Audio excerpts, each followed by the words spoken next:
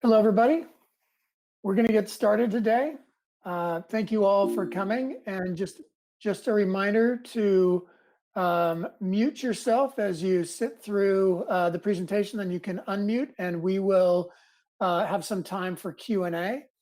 Andy, can you see my presentation screen? You just nod. Thank you. Okay, great. All right. Thank you, sir.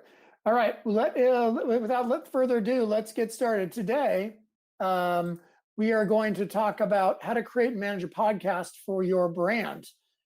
Thank you for coming to our monthly Lunch and Learn. We have a webinar series that is archived on our website under webinars, but if you found this registration, you probably already know that. If you have questions, you can always email me. My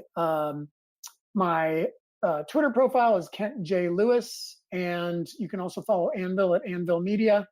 And if you sign up for our email newsletter, you'll get monthly updates, including links to our events. And then also in our About section, we have news and events, which are with our upcoming events, as well as the dedicated webinar series section in our Insights at anvilmedia.com. So today, we want to talk about why podcasting matters to you and your brand, talk about some options around sponsorship and advertising. But I think you're more likely considering or contemplating building your own podcast. So we will talk about that for a majority of our conversation. Talk about how to market the podcast. Let's say some of you may have already been podcasting for a while or already have a couple under your belt and are looking for ways to get more reach. And then I'll provide you a few resources, and then we'll end with a Q&A.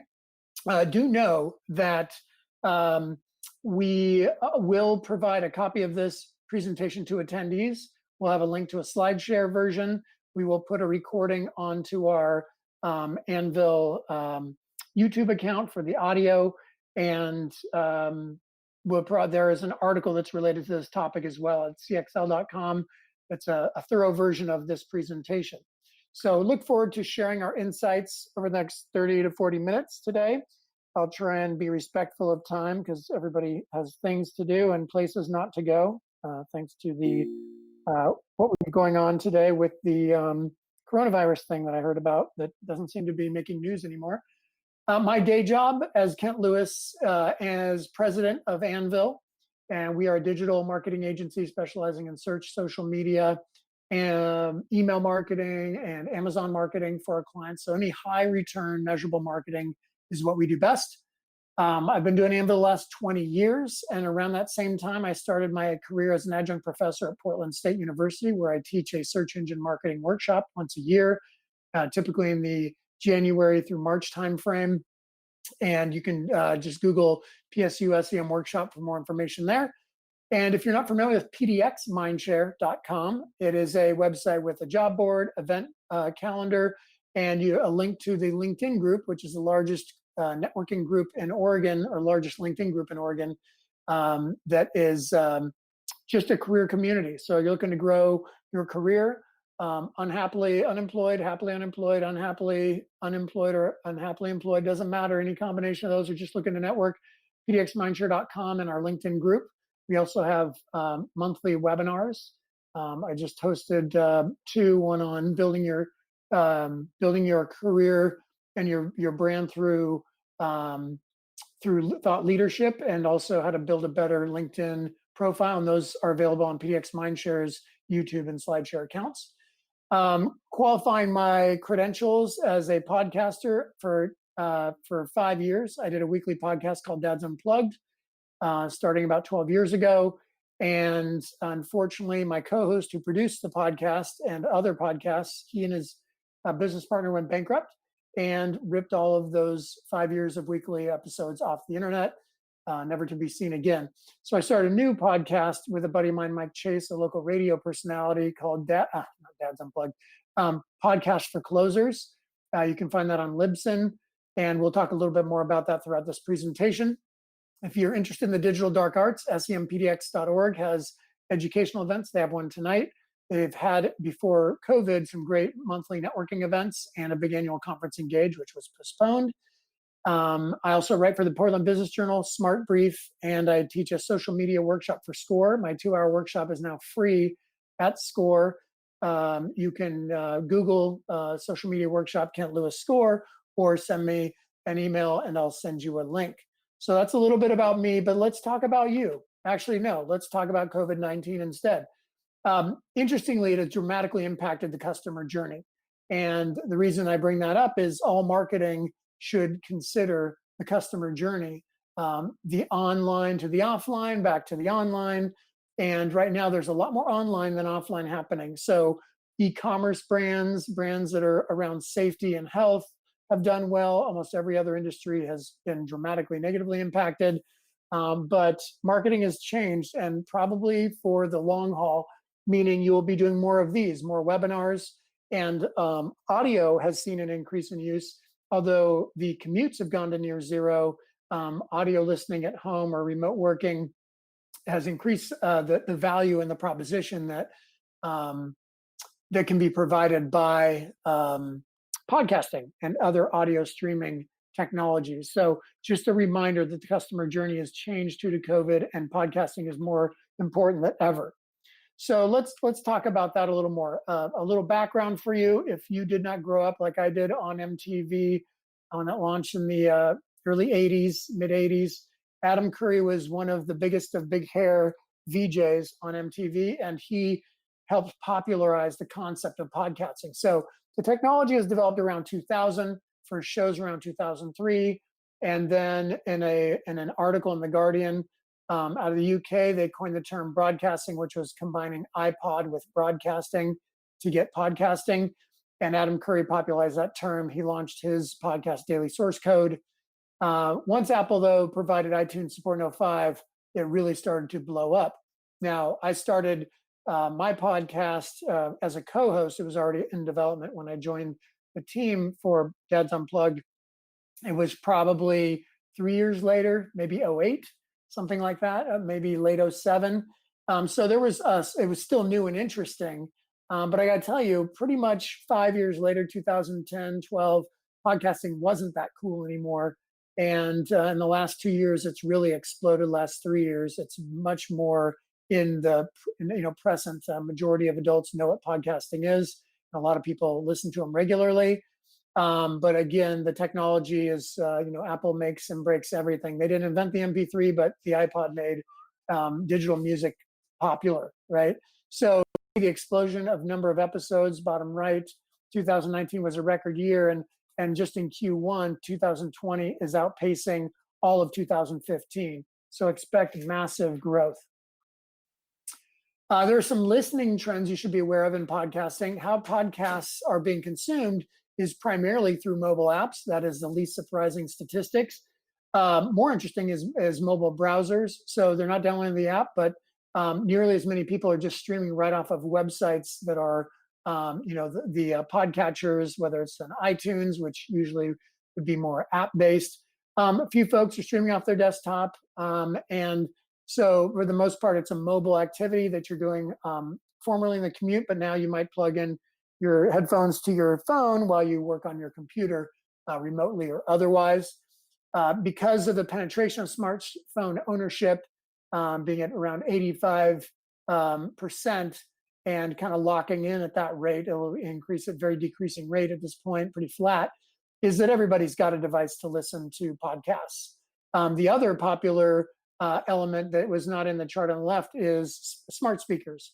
So whether you have a Google Home, an Alexa device, or your Google or Alexa capabilities are in your smart speaker, like a Sonos or otherwise, it's easy to say, oh, okay, Google, I want to listen to a podcast, and boom, you're listening. So podcasts are more accessible than ever before.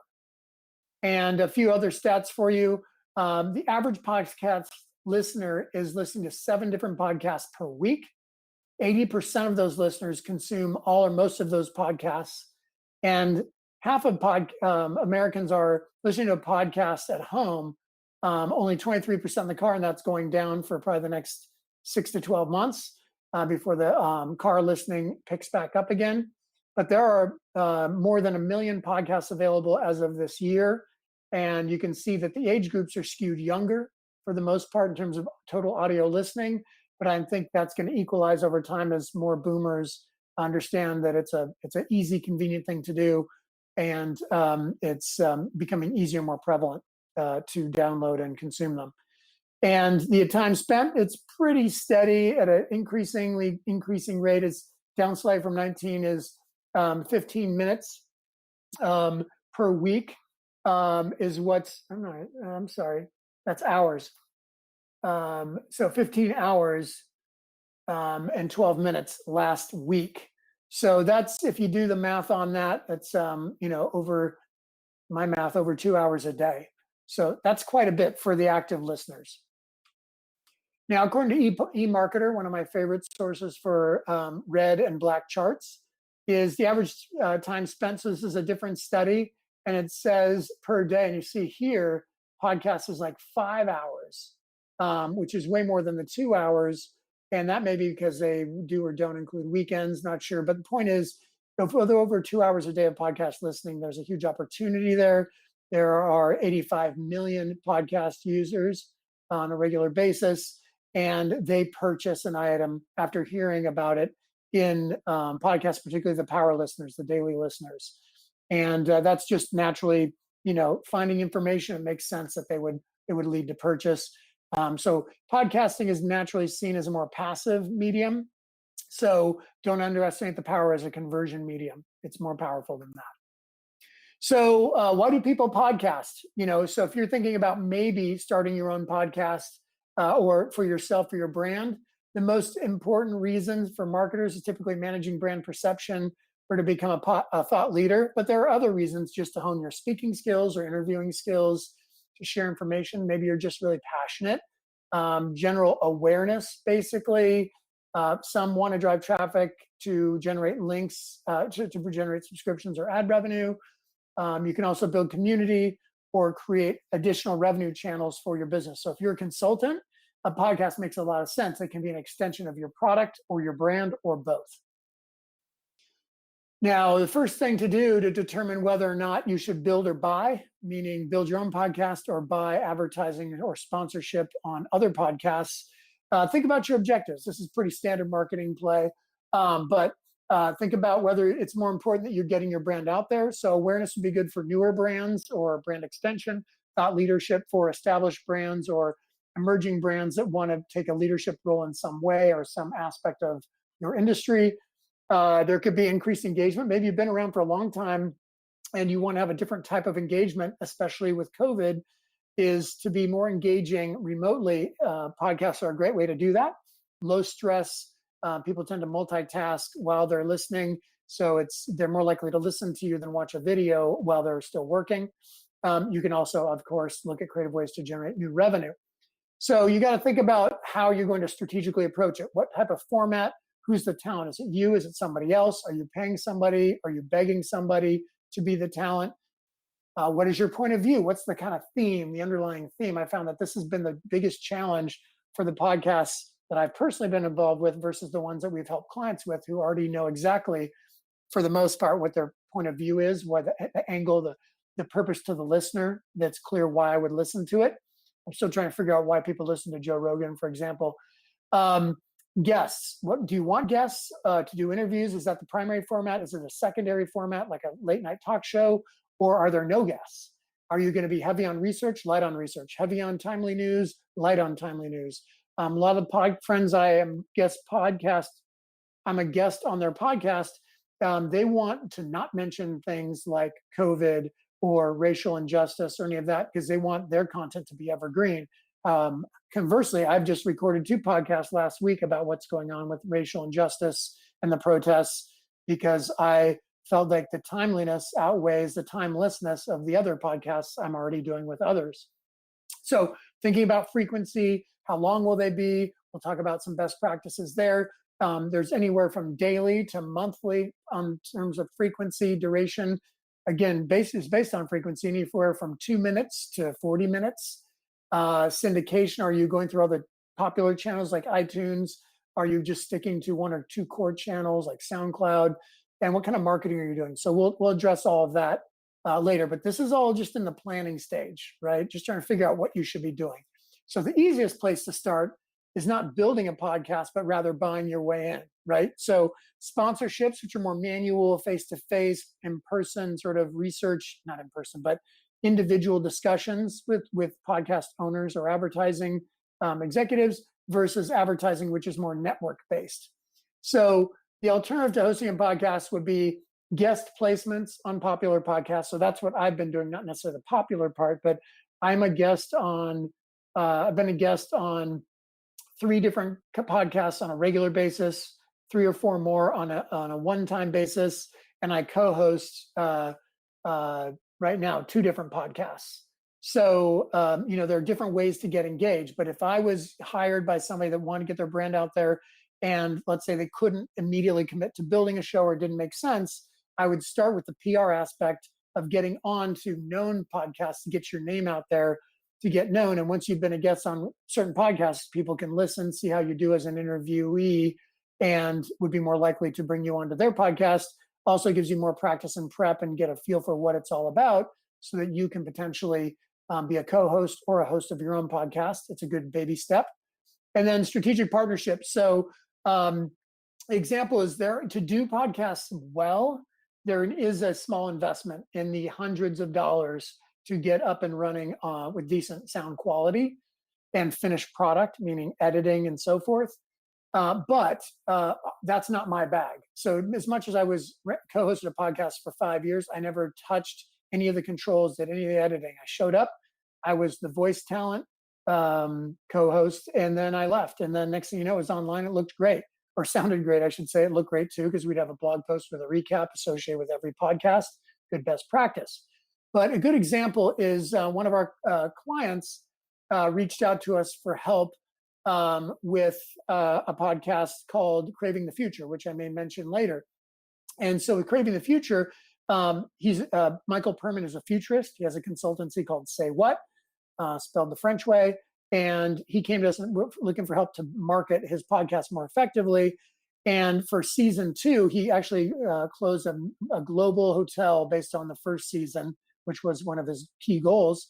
And for second season, he wanted to up the ante. So I connected him with Digital One here in Portland to do the highest possible sound quality. We're talking serial level or better, NPR level or better, in the studios at Digital One in downtown Portland. So the quality of his podcast went through the roof. He went to big time, right? But there was worked out a strategic partnership arrangement, so it was affordable, because they are top quality, top notch, and therefore not the most affordable in town, but they are the best. So that worked well for them.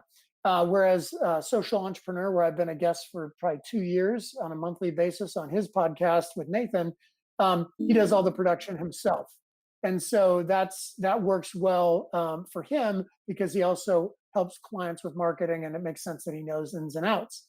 With Podcasts for Closers, I've done more production work, which is minimal. I don't do the editing. My co-host does the editing, but I help optimize and syndicate our podcasts. So I'm learning more hands-on, which is interesting. Then there's the one-off example of NutriCast. Recorded it. They did all the production. I market it. That's the benefit of being a co-host and/or guest on the show, is whoever you bring on your show as a guest is likely to promote it, and the more juice they have, the more visibility your podcast gets. So bringing big names on your podcast is a good strategy to grow it. Partnerships keep your costs down. You can also seek a sponsorship. So Nathan on Social Entrepreneur, actually, his company is the sponsor with Podcasts for Closers. Anvil is a sponsor, as is Milepost Media. Mike Chase, my co-host, owns Milepost Media. So we use those as our 2 sponsors. If somebody else wanted to come in and throw money at us, we're happy to consider that.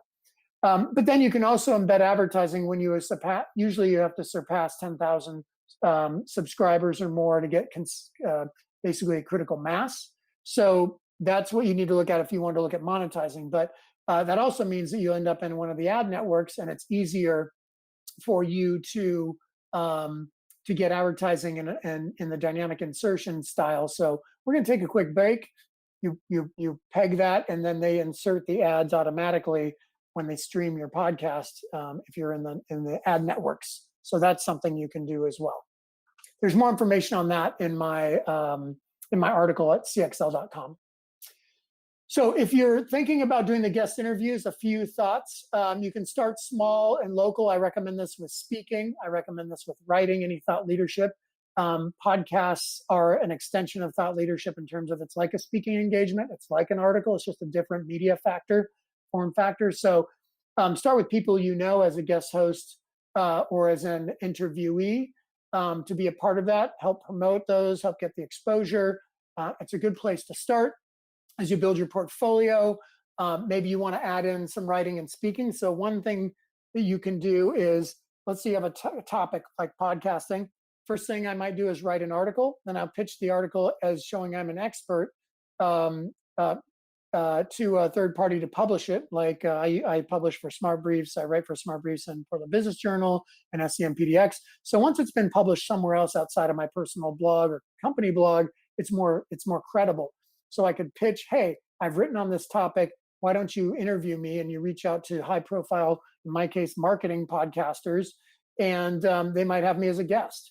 And then I also might say, I've spoken on this topic at these conferences. I'm an expert. If you don't have the article, or in addition to your article, or you lead with the speaking and follow with the article later. My point is, having that additional content will get you to allow you to open doors. These shows are constantly looking for content. It's a great opportunity for you to get in there, but it absolutely helps if you have a portfolio to show your credibility and credentials. So there are various podcast directories. This is hyperlinked. You can click on it when you get this from us or off of SlideShare. And then there are other podcatchers that syndicate content, and I just do keyword searches and look for themes by category, like marketing in my case, or maybe you're a bird watcher or whatever it is. Look for those and reach out to the hosts or the production team to be potentially a guest or a sponsor, or ideally both, if that's the approach you want to go. So pitch yourself as that expert, as that resource. Demonstrate the value by showing of your network. So basically say, I've got 10,000 followers on Twitter. I've got 20,000 connections on LinkedIn. I can help promote this podcast. You're more likely to be interviewed. And prepare to dazzle the show host. So it always helps if you do your homework, who they are, who the show is, know who their audience is. That's the most important. So you can answer questions in the way that they can see you've done your groundwork, your sleuthing. It'll make for a better interview. Practice is needed. I think that's an important factor as well. So you want to make sure that you are well rehearsed or comfortable presenting. The better the interviewer, meaning if you're the interviewee, the more professional they are, the easier it is for you, but be prepared for curveballs. And then lastly, follow up on materials, provide follow-up materials. So that might include, after the show, collateral. So I mentioned we're going to have SlideShare. We're going to have a YouTube version of this recording, the audio. And then we're also going to have an article reference. So that's 3 different form factors as follow-ons to this presentation. You should do the same thing. I lied, there's a couple more bullets here. So ask for references and referrals after your recording. Hey, do you mind? Can I use you as a reference for this other podcast? Or is there anybody else you think I should interview with in the podcast universe? These are all things to keep in mind if you're going the guest interview or even the host route to maximize visibility. Now, a little bit more on the sponsorship side. So organic in nature. So this means it technically is just like soap operas, which were named after the original sponsors of TV, daytime TV and daytime radio dramas. So it technically, you can consider a subset of advertising, but meaning it's not automated like Google Ads or other display ad networks. The costs vary insanely. So a small podcast like Podcast for Closers, we might take $100, that's beer money, and give you guys a shout out, or gals a shout out on our show. But if you're Joe Rogan, you can charge $100,000. He just got a $100 million deal when he changed over platforms for his show. I still don't understand him per se. I don't really listen to his show, and it shows. But he is, if you want to see how it's done, you can take a washed up celebrity TV show host and turn him into the #1 podcaster in the world. I don't know how he did it, but I would read every article there is if you want to become the #1 podcast host or a successful, make a successful living. He's the guy. He set the bar, Joe Rogan. No central repository or directory. It's hard to find. There are a couple of different platforms for you to go try and find sponsorships. EO Fire has a great guide on sponsorships. But look for those strategic fits and always negotiate. So again, this is a tougher one. Ad revenue is growing a lot through podcast sponsorships and ad revenue in general. But the more common way to do that is through the advertising networks. And, you can look at kind of what the rates cost here. So if you have over 10K subscribers as a podcast, or the podcast does, you're going to be expecting to pay or to earn about $18 to $35 per CPM. The higher the number typically is for the lower CPMs. For 15 second, for a full 60 second, which is usually a mid-roll, mid-show, it's $25 to $50 because people are hooked in. So pre-roll is pretty effective in that you catch them early, but mid-roll, when they're in the heat of the show and it's a relevant ad, it can do really well. And then there's some data down below. You can see the reporting data for 1,700 podcasts in terms of rates by listener per episode size. But for the 30 and the 60-second ads, you can see the rate ranges, and they're changing up and down like a NASDAQ. And then there are the platforms. So there's the mid-roll is a big one, which is a Stitcher company, which is a very big audio platform. And then there's Advertise, Cast, and Red Circle. Those are 3 just to get started. So check out their rates, see who's in their network, and explore advertising through one of those platforms if you're going to go the ad rate to get your brand out through other podcasts. But let's spend a little more time on building your own podcast. So how might that look? So first thing is making an investment. I said there might be a couple $100. The hosting, I pay $20 a month right now for Libsyn for our podcast, and I'm probably overpaying based on our current listener base. Your headphones, you can get on Woot, which is, you can get right now some really good headphones for $50 to $100 that are high quality headphones from Sony or others. You typically want a separate mic, so not a gaming headset, but a separate microphone with a condenser mic. They start at $30, but I would say some of the best mics are $80 to $150 is probably all you need. You can spend easily $500 on a mic if you're Joe Rogan, maybe more. But what you really need is to spend probably $50 to $100 on a microphone. You will need a mixer if you're going to have multiple inputs, right? And get the levels. That's really important because some people cut in and out or have background noise. Some people or feeds might be louder than others. So you need to equalize those. So mixer is important, and they can start cheap and they can go on up to a full mixing suite. And then there's the software. You have to make sure that you edit down, and some of the software starts free on all the way up with Audacity and Adobe. You can spend a couple $100. If you are trying to create your own studio, you can start with a box, acoustic box around the microphone to reduce reverberation and echo. So a box with acoustic panels might be $10. If you're going to panel an entire room, like from a closet to an extra bedroom, might be about $1,500 or more for panels. And if you're going to do any paid advertising, you need to build an infrastructure for that. Any talent you're going to need, particularly on the editing side, is important. You might need help on the marketing, like our friend Michael Perman did. You may or may not want any voice talent or writers. I'm assuming that you're doing most of that yourself. And again, the hosting itself, I mentioned here, it's free to $99 a month. But again, I guess I said that twice. My bad. But again, you would probably start free, but after a certain number of episodes and listeners, you're going to need to upgrade. So I'd plan on $5 to $25 a month. Show fundamentals. So we did help build a podcast for Julie Rome. It's called The Conversational. You can check out her episodes. She has 21 of them right now, maybe more by now. But we knew we wanted to help her build her brand. She was one point a very high profile CMO, a couple of different places. You might have heard of Dodge Automotive Motor Company. But she wanted it, to create a unique, memorable name It's relevant with Julie Rome. Make sure it was optimized for her brand, her personal brand, which was an important objective. You have to think about all those things. Your description, I should be able to do what's the 3-word or 5-word description of what your show is about. So for instance, Podcast for Closers, we're still exploring that, but it's basically how consumer behavior impacts sales and marketing, and how sales and marketing impacts consumer behavior. And any theme related to that loosely is where was our starting point.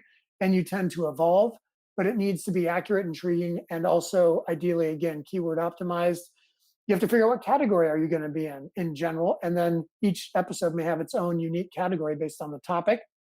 Like our last episode for Podcast for Closers was more about racial inequity. Previous to that, it was about COVID. Previous to that, it was about just purely branding. So it varies. So you have to be able to adjust your categories accordingly. I highly recommend including an intro, an outro, some sort of music, and you can have a graphic or a thumbnail for your podcast. You need that, like Julie's on the right. But having transition music or other sounds in between segments is important. Roughly every 2 to 10 minutes, at least every 10 minutes, you should be changing things up. People's attention spans about 8 to 9 minutes. So be aware of that. That's what radio does so well. And you have to make sure you syndicate your feeds. Having an RSS component is important so that feeds can pick it up. Call those podcatchers. So when you're thinking about your brand, think about, it needs to be authentic, trustworthy, unique, memorable, descriptive, intuitive, consistent, credible. So Craving the Future is Michael Perman's concept. It's his book. It's his speaking engagement is wrapped around craving as a sin is actually not a sin. It's an important part of human behavior, and craving the future is important for businesses. So that's kind of his concept in light, but I'll let you listen to his 20 plus odd episodes and let me know what you think. But you need to have a wide format, 14,000 by 1400 pixel for iTunes and podcatchers. There's a square version of your logo, and you need the long format version. And you can see an example on the right of how that looks when it's optimized.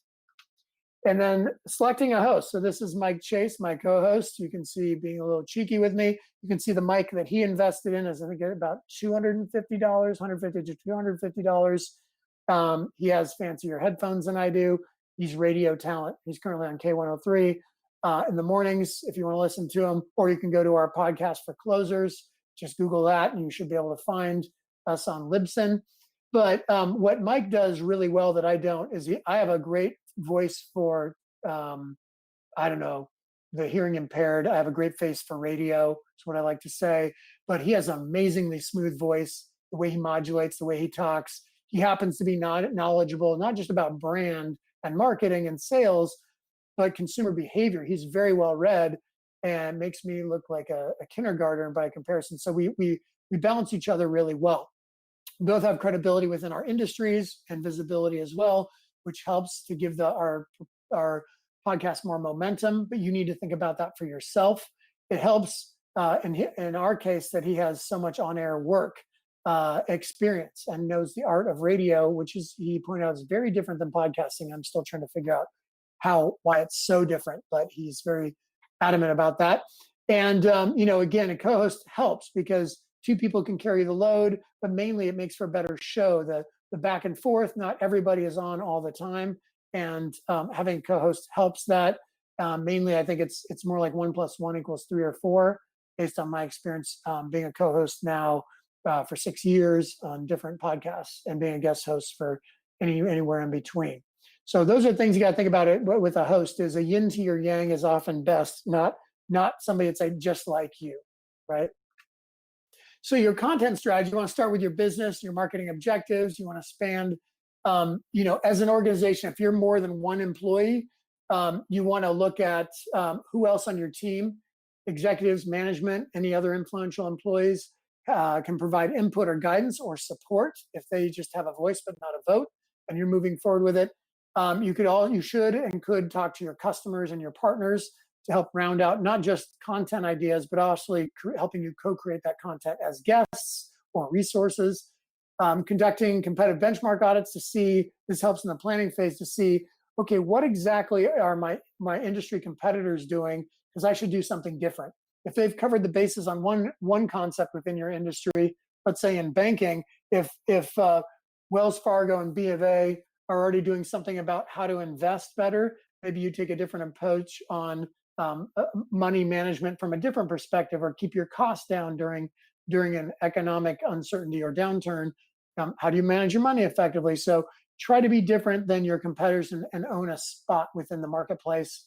Also look at what industry publications and associations and events, what kind of content they're covering, what editors are covering out in the news, and you can decide, are you going to be timeless or timely, and how that informs your strategy and your content. And of course, keyword research. So as you are determining topics or looking to figure out how to best market them, it is important to do keyword research on Google, at the very least, to see what are people searching on these terms. Is this a relevant topic? And Google Trends is a great place to go for that. And then you can A/B test different topics, content, and format. I like to say start with 6 or so episodes in the can and present it out there so people can react to it to get feedback before you tighten up and finalize your content or your format. And even then, you might adjust it. So, food for thought there.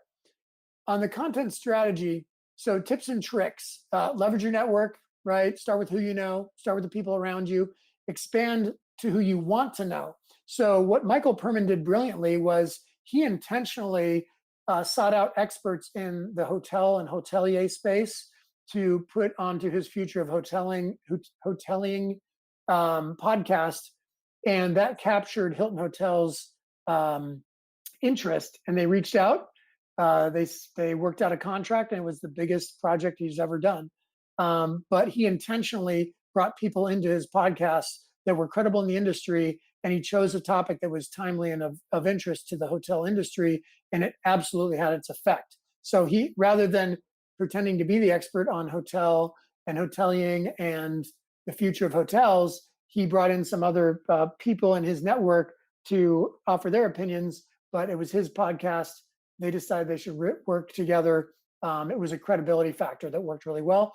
And again, if you're going to record, sometimes we record 1 to 2 hours and blocks, and then cut them up into 2 to 4 episodes. So if you create a series, then you may drip them out over time rather than launching them all at once, just to have people coming back like Game of Thrones. And then leveraging your partners. Again, I've mentioned that before. It's an exposure issue, decreasing costs, benefits. There's a lot to that. And then just product reviews in general seem to do well, depending if it's relevant to your industry, because they drive engagement and conversion. Because whether it's your products or you're an expert in the space reviewing other people's products, that's the bottom of the funnel. So it's high value content, which means better sponsors or advertisers if that's the goal, or better leads if it's your podcast. So again, I mentioned already, Digital One produced season 2 of Craving the Future, and the quality is amazing. But I'll let you decide yourself when listening to those podcasts. So the keyword research I mentioned, Google Trends, suggested search. You don't even have to have a Google Ads account to do the more advanced research, or have an account at Moz or any of the other fancy keyword research platforms. Just utilize Google just as a sense of what's popular and what's trending.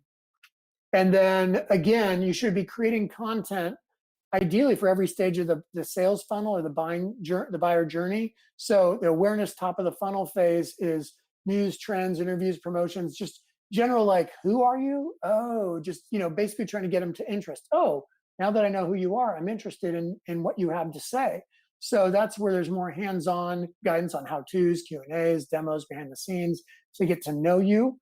And then if you're producing your own podcast, the intent are the success stories, product comparisons. This is also best practice for video and for search, just general text content on your website. And on the purchase side, it's, you've purchased, you're about to purchase. What do you need to know? If becoming a new customer or client, what do you need to know?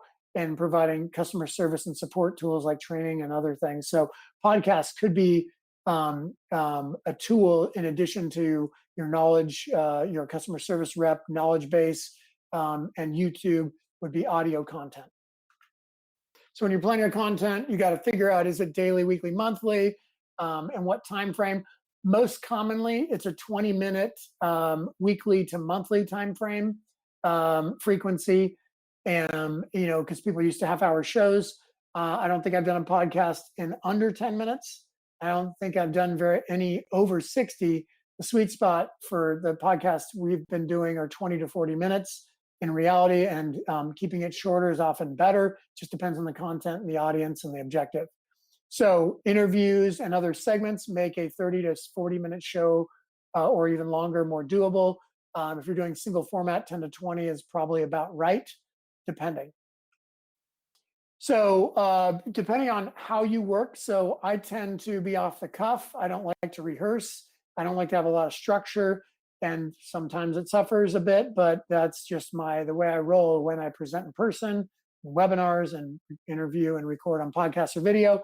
So if that's not your happy place, then I recommend building out a storyboard so you can see or a show format, a show outline with time blocks, so you know roughly what's going to be done when. Sometimes scripts help for the intro and the outro, and then bullet points the rest of the show, whatever works best for you. Break your segments down, determine if you're going to have musical transitions. Those can make it tight.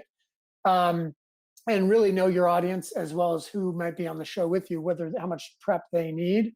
And make sure you have a good close, contact information, next steps, calls to action. That's often missing in podcasts and in videos out on YouTube as well. So schedule more in the long term. So record between 2 and 6 podcasts to test the format, get feedback, test your equipment. And then you want to, if you test 2 or 3, just listen ready. Then you might want to wait to publish, 4 to 6 initial episodes like we have with Podcast for Closers. And then in your second half of your season, 5 to 10 remaining episodes, you can refine your format and finalize it. And then season 2, start scheduling ahead on who your guests are or whatever else you need to do. And then ideally have a backlog for emergencies like pandemics or protests, so you can plug those in and fill in if you can't get content done as scheduled. So on the marketing side here, wrapping up on the home stretch, first thing you need to do is syndicate your podcast. So if you start with a Libsyn or a similar host, you should be able to syndicate to a variety of different places with a click of a button. You do typically need to create accounts and then tie them all together. But don't forget about the fundamentals on the marketing beyond the syndication. Add a link into your signature file, promoting your podcast, promote it in an email newsletter, out on your social profiles like LinkedIn and Twitter, on your homepage of your website or elsewhere on your site. And then if you can provide pre-made promotions to your guests or your partners so they can promote it, make it easy, whether it's a social post or an actual audio recording, whatever it is. Lastly, there are your super listeners. Hopefully you have more than one that you want to engage personally and send them the latest information or insight or sneak peeks, so they're more likely to promote your content. Some additional ideas here to kind of wrap things up. Leverage your guest network. You can balance the timely news based on certain media outlets versus the evergreen content. Again, partnerships keep your costs down and help with cross promotion. Consider creating bonus content as you record. So if you're going to record audio, you might as well record video. So if you record on a DSLR with a remote mic, you get video and audio as well. And if you're using a tool like Uber Conference, like we are right now today, it has an intelligent recording. So it's creating a very accurate transcript. It's much smarter than some of the other transcript tools that I've seen. And then you can repurpose that content. So we're going to take the audio transcript and turn that into a blog post in the next couple of weeks. So we call it swinging content, making it, re-atomizing it. And you can create a co-op marketing partners, affiliates to help cross-promote each other. And of course, you can even pay to boost posts on social to get more reach. But these are just some of the basic steps to remind you how to prep your show. And here are a few resources. You're all hyperlinkable. And you can, again, click on these when you get a copy of this through SlideShare, or if we email you a link to this directly. after the conference in the next, say, 2 days. So these are just some of the resources that I used as sources and some of the content we've created around podcasting. And I am happy to answer any questions. I'm going to move back over to the session here. So you're welcome. There is on the left side, there's a little chat sign, the third icon down. You're welcome to write any questions in chat, or just unmute yourself and ask any questions. I'm happy to take those now. And hopefully this has been helpful. So are there any questions? Feel free to chat or unmute and ask. Andy, do you have a question? I do. So first of all, thank you. Incredibly valuable. So appreciate it. Awesome. So I do a podcast, which is fairly new. Leadership is no accident. And I am interested in figuring out, is there any way to get access to the subscriber list and get subscriber details? Or do I essentially need to use the podcast as a link into my funnel to get folks to sign up for email lists, etc., through a link? Okay, that is a great question. That's the edge of my technical knowledge. I don't believe that you know individual subscribers in a way that you can contact them, to my knowledge. And I'd take a little more Google work to figure that out. But regardless of that, I would absolutely recommend that a call to action. Most people say subscribe at the end of their podcast, and I would say the same thing. But I'd also say go to our website, www. And subscribe, so I can you'll get this offer just to try and get that email, and I'll let you know when the next episode is out. So the goal is to get that direct relationship, right? Especially for somebody like you in the leadership space, you want to have that direct relationship. And subscribe to your podcast is just all they want to do is hear the podcast, know when it's been new podcasts are available, and they may not want to talk to you beyond that. So you really need to have that additional call to action to get them to your website to subscribe to a newsletter. Does that make sense? It does. Okay. Yeah. Thank you. Cool. All right. And then I got a question here from Greg. How to best choose a title for your podcast? That's like choosing a name for your business. It can be a struggle. So the first thing I recommend is you brainstorm. I prefer Old Forester whiskey with my brainstorming, but whatever your beverage of choice is, or a special safe place, and just brainstorm, just putting some, on a whiteboard or a bunch of Post-it notes. But I start with the objective, start with the audience, and then start, with your journey. And then quickly, you need to go out and Google and test those names to see podcast directories and podcatchers, because you'll find that if it's shown up in Google, a similar name, you're probably not going to want to go that route. So I would look for something that seems relevant, authentic, that is not taken, ideally that has a domain .com available. So long-term, if you go big, you want to already have that available domain, even if you don't start there as your core place to live with the brand. I've got a question here as well from Art. For so many podcasts, how do you break through with a new podcast? There are a million podcasts out there, as I'd mentioned. Above all, similar podcasts, how are you going to separate out and get that attention, is what Art asked. So what I would say is it's all about the marketing, right? So I encourage you to read my article that has a little more detail than this presentation on the marketing aspect. But in short, it is making sure that when you publish your podcast through Libsyn or wherever, that you have the right keywords, the right categories. Make sure when you're promoting it, it helps to create a blog post, so to give context, maybe based on a transcript or not, where you embed it in a blog or an article to give it that context for Google and other search engines. Add hashtags in your social posts. All of that is important. And then boosting posts, I think it really helps. The algorithms on podcasts are similar to other search tools and Kickstarter campaigns, where the more listeners and subscribers you get initially at launch of each podcast, the more traction and promotion you get. So it feeds itself. So, and then lastly, Ferocious, we can chat later about podcasting. So go ahead and email me, Kent at Anvil Media, and we can chat more about giving you specific help. So If there aren't any other questions, I do want to give you back 9 minutes of your day here and let you know that you will get a copy of this. You'll get notified when and where, but it will end up on SlideShare and it will end up on our LinkedIn and our YouTube. So again, I want to thank you all for your time, and hopefully you'll see us again July 15th. Our next event is going to be on it's going to be on email strategy, how to build a good email strategy. So that's up on the website right now under our webinars section under Insights. Mike Terry, our VP, will be hosting that noon on the 15th. So we will look forward to seeing you then.